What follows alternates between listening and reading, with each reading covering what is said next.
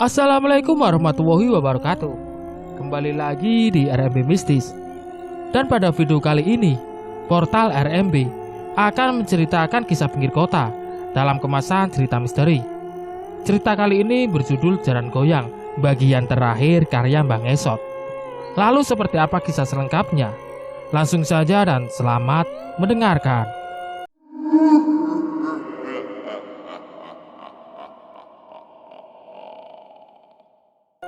Sepulangnya dari mengubur jasad Pak Budi, dari luar rumah, tepatnya dari pantulan tirai jendela, Ahmad melihat Mila sedang bercumbu dengan seorang lelaki yang tak dikenalnya.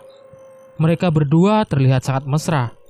Dengan amarah yang berapi-api, Ahmad menendang pintu yang kebetulan tidak dikunci. Namun, tidak ada siapa-siapa di ruang tamu. Mila juga sedang tidur dengan pulas di atas tempat tidur. Semenjak saat itu, kejadian demi kejadian aneh mulai menghantui Ahmad. Seperti ada yang mengikuti Mila dan Ahmad yakin makhluk gaib itu lebih dari satu. Mila juga semakin hari tingkahnya semakin aneh. Seperti ada yang mengendalikannya. Akhir-akhir ini, Mila selalu sibuk dengan kucing hitamnya. Bahkan perlakuan Mila kepada kucingnya bukan lagi seperti majikan dan hewan peliharaan. Sekarang terlihat seperti sepasang kekasih. Selalu dicumbu berlebihan, digendong kemana-mana. Sekalipun ke kamar mandi, Mila pasti membawa serta kucingnya. "Kamu kenapa sih ngurusin kucing melulu?" Ahmad tiba-tiba naik pitam. Ia marah karena tidak ada makanan di dapur. Mila tidak masak, seharian hanya main dengan kucing hitamnya. Sayang, sayang, sayang." Muah. Mila tidak memedulikan kemarahan Ahmad. Masih selonjoran santai di atas sofa sambil memeluk kucing hitamnya.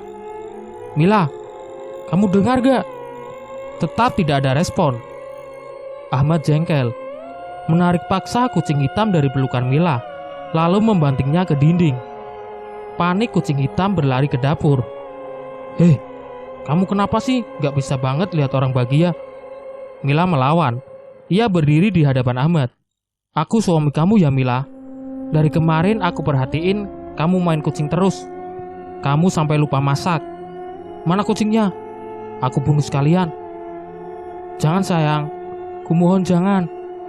Aku sayang banget sama kucing itu." Mila menangis sambil memegangi lengan kanan Ahmad.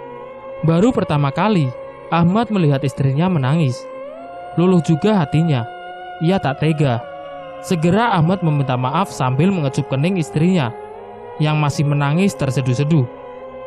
Yang terjadi di hari selanjutnya sangat di luar nalar Ahmad. Tengah malam ia terbangun karena mendengar suara erangan dari dapur, seperti sedang bersetubuh. Pelan-pelan Ahmad mengintipnya. Sesosok makhluk gaib berbulu hitam dengan ekor panjang menjulur ke lantai, sedang menyetubuhi istrinya. Ternyata kucing hitam yang selama ini menemani Mila adalah jelmaan jin jahat, yang tidak lain adalah anak buahnya Nyai penghuni air terjun Panggelangan. Dengan amarah yang meletup-letup, Ahmad mengambil keris sakti yang ia sembunyikan di lemari, kemudian menghantamkannya ke tubuh makhluk gaib tersebut. Seketika makhluk gaib tersebut menghilang. Mila terkapar tidak berdaya di atas lantai. Hari demi hari berlalu. Mila semakin aneh. Apalagi semenjak kucing hitam kesayangannya hilang. Dia seperti orang gila. Sudah tidak mau urus suami. Tak pernah masak lagi. Jangankan masak. Rumah saja kalau bukan Ahmad yang bersih-bersih, maka sudah terbengkalai. Makin hari Ahmad makin khawatir melihat keadaan Mila. Ia tidak bisa lagi diajak bicara, menjadi pendiam dan terkadang marah-marah sendiri. Kadang tertawa sendiri. Ia sering memanggil-manggil kucing hitamnya yang hilang entah kemana. Ahmad pernah bermimpi didatangi sesosok jin penghuni keris. Jin itu mengatakan kalau nyawa Mila dalam bahaya. Ilmu jaran goyang harus segera dicabut dari dalam tubuh Mila. Setelah memantapkan niat, Ahmad akhirnya menancapkan keris di belakang villa. Seketika saja jerit terdengar dari kamar. Mila terlihat kesakitan sebab ilmu jaran goyang akan keluar dari dalam tubuhnya. Ahmad berdiri di mulut pintu kamar. memperhatikan Mila yang sedang menjerit-jerit kesakitan. Andai setelah jaran goyang dicabut, kemudian Mila tidak lagi mencintainya. Ia sudah siap. Sudah tidak tahan Ahmad melihat penderitaan Mila selama ini. Ada rasa sesal dalam hatinya. Tapi semua sudah terlanjur terjadi. Yang harus diketahui dari ilmu pelet adalah soal tumbal. Bila seseorang menggunakan ilmu pelet, itu artinya dia melakukan perjanjian dengan setan. Jaran goyang tidak cukup ditukar dengan hanya bertapa. Ilmu jaran goyang adalah milik setan dan pasti meminta imbalan nyawa. Sialnya, hal itulah yang tidak disampaikan Abah Kuir pada Ahmad. Ada yang ditutup-tutupi oleh Abah Kuir. Seharusnya tidak sepantasnya Ahmad percaya pada orang yang baru dikenalnya di bus. Apalagi menawarkan ajaran setan yang bisa berujung tragis tanpa Ahmad ketahui. Sebenarnya Abah Kuir sedang dalam proses menyempurnakan ilmu hitamnya. Guru besarnya adalah setan yang tinggal di Gunung Kawi, sebuah gunung tempat pesugihan dan ilmu kebatinan. Syarat terakhir yang harus Abah Kuir lakukan adalah mencari murid yang ingin mempelajari ilmu jaran goyang. Karena ilmu jaran goyang ini nantinya akan memakan tumbal untuk persembahan gurunya Abah Kuir. Untung saja ia bertemu Ahmad, orang yang tidak tahu apa-apa tentang jaran goyang, sehingga Abah Kuir bisa memanfaatkannya. Dari dalam kamarnya yang gelap, Abah Kuir sedang berdiri dengan satu kaki. Kaki kanannya diangkat dan telapak kakinya ditempelkan ke paha kiri. Kedua tangannya bersedekap di perut. Matanya terpejam. Badannya telanjang, hanya mengenakan celana pendek hitam. Bibirnya bergetar hebat. Ia tengah merasakan kalau ilmu hitam miliknya sudah sempurna. Abah Kuir senang saat mendengar bisikan jin memberitahunya kalau ruh Mila sudah dibawa ke Gunung Kawi. Tiba-tiba saja lampu villa mati. Kebetulan malam itu Ahmad sedang mandi. Segera ia membersihkan busa dari badannya, meraih anduk, dan menyalakan senter smartphone-nya. Sudah hampir 1 bulan Ahmad tinggal di villa milik keluarga Mila. Baru kali ini kejadian mati lampu. Sayang, berjalan Ahmad dengan perlahan menuju kamar. Mila, pintu kamar tidak dikunci, sehingga Ahmad dapat dengan mudah membukanya. Engsel pintu mengeluarkan suara ngilu. Ahmad sempat menutup telinga kirinya. Ia selalu lupa untuk meminyaki engsel pintu. Tepat di depan lemari pakaian, Mila sedang berdiri membelakangi Ahmad. Ia tertunduk.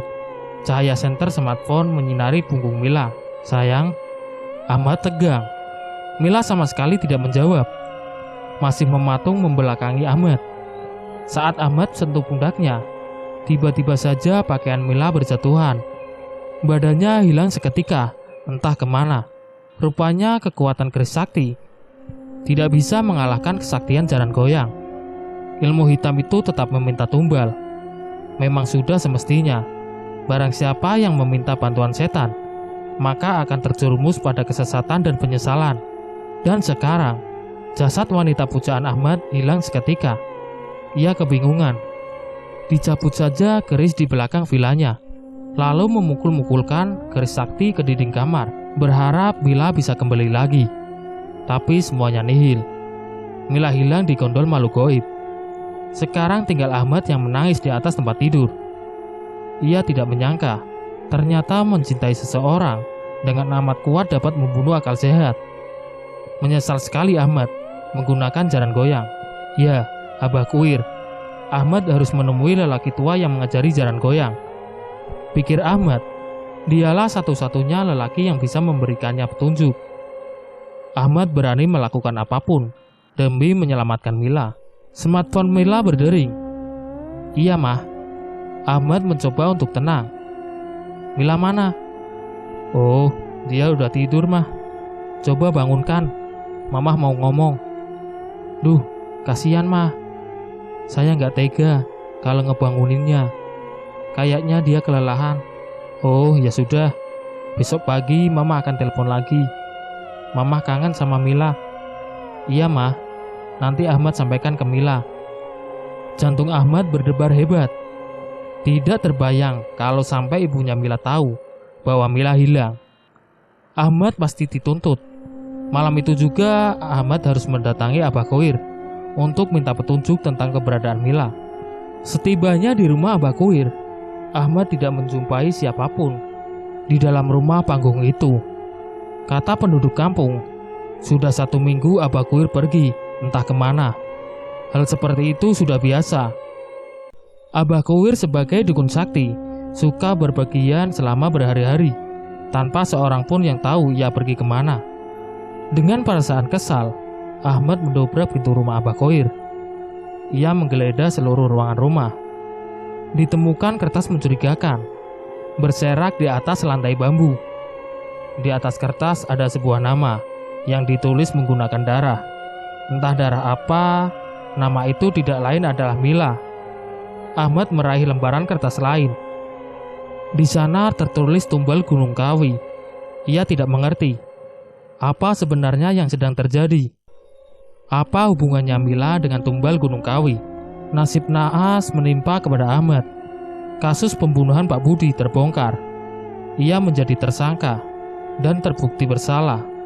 Selain itu, kedua orang tua Mila menuntut atas hilangnya Mila. Mereka menuduh kalau Mila juga dibunuh oleh Ahmad. Atas tuduhan itu, ia diseret ke meja hijau. Sebenarnya belum ada bukti kalau Ahmad bersalah atas hilangnya Mila. Berkali-kali Ahmad mengikuti sidang kasus Mila. Selama menjalani persidangan, Ahmad ditahan dalam penjara yang penghuninya sangat padat.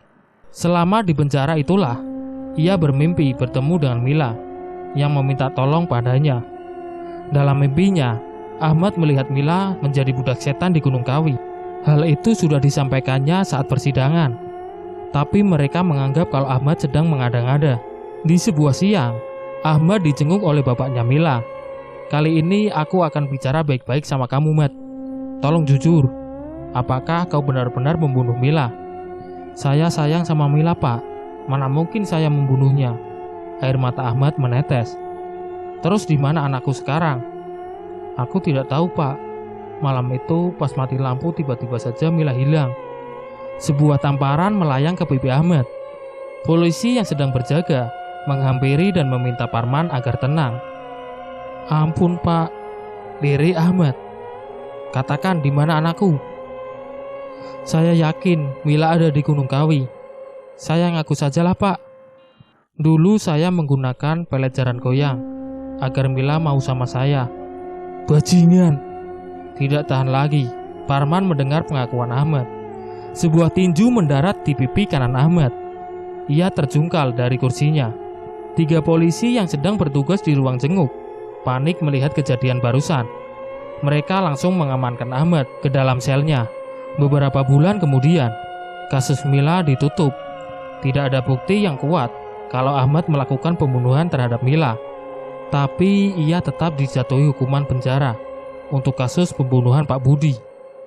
Mila dinyatakan sebagai orang hilang dan pihak kepolisian terus berusaha melakukan pencarian. Sementara Ahmad hampir setiap malam didatangi Mila dalam mimpinya. Istrinya itu terus-terusan meminta tolong agar dibebaskan dari perbudakan setan Gunung Kawi. Portal RMB, cerita yang berjudul Jaran Goyang pun selesai. Nantikan video selanjutnya di konten berikutnya. Sekian. Assalamualaikum warahmatullahi wabarakatuh.